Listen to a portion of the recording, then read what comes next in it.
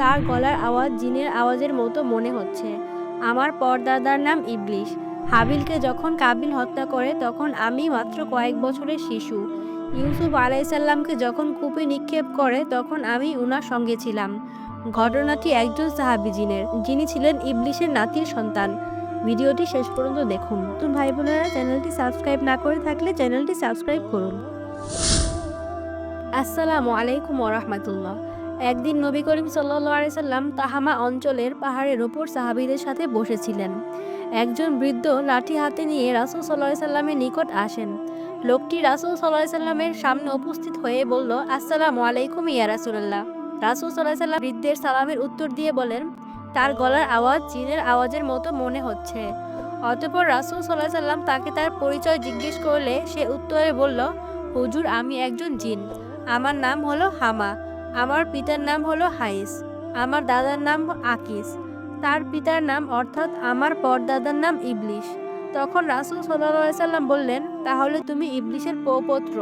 তোমার মধ্যে এবং ইবলিশের মধ্যে মাত্র 2 পুরুষের ব্যবধান। লোকটি উত্তরে বলল, জি হুজুর।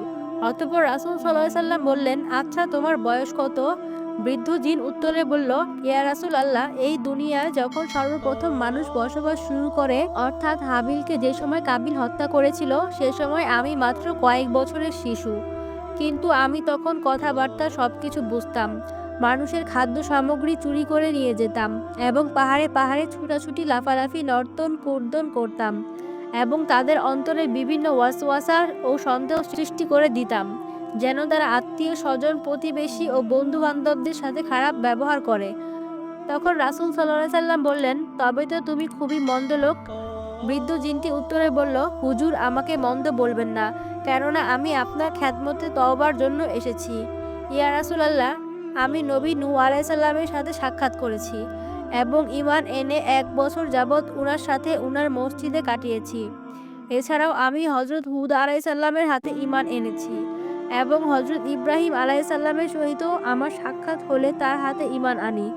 হযরত ইয়াকুব আলাইহিস সালাম, হযরত ইউসুফ আলাইহিস সালামের হাতেও ঈমান এনেছি এবং যখন হযরত ইউসুফ আলাইহিস সালামকে কূপে নিক্ষেপ করা হয় তখন আমি তার সাথে ছিলাম এবং তার সংস্পর্শেও অনেক দিন কাটিয়েছি। এমনকি আমি হযরত মুসা আলাইহিস সালামের হাতে ঈমান এনে উনার নিকট তাওরাত কিতাব শিখেছি এবং উনার সালাম ঈসা আলাইহিস সালামের নিকট পৌঁছে দিয়েছি এবং তার হাতে ঈমান এনেছি। হে সাইয়্যিদুল মুরসালিন, হযরত ঈসা আলাইহিস সালাম আমাকে বলে গিয়েছে, যদি বিশ্বনবী হযরত মুহাম্মদ সাল্লাল্লাহু আলাইহি সাল্লামের সাথে সাক্ষাৎ হয় তাহলে আমার সালাম উনার খেদমতে পৌঁছে দিও। তাই আমি এই আমানত থেকে মুক্তি পেতে আপনার খেদমতে এসেছি। আর আমার আশা এটা যে আপনি আপনার জবান মুবারক দ্বারা আমাকে ঈমান আনয়ন পূর্বক আল্লাহ পাকের কালাম শিক্ষা দিবেন। অতঃপর রাসূল সাল্লাল্লাহু আলাইহি সাল্লাম জিনটিকে সূরা মুরসালাত, সূরা নাবা, সূরা ইখলাস সহ আরও কিছু সূরা শিখিয়ে দিলেন এবং বললেন, হে হামা, যখনই তোমার কোনো প্রয়োজন পড়বে তখনই তুমি আমার নিকট এসো।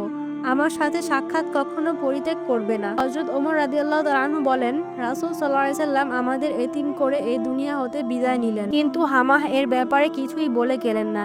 এখনও সে জীবিত আছে না মারা গেছে তা একমাত্র আল্লাহ জানেন।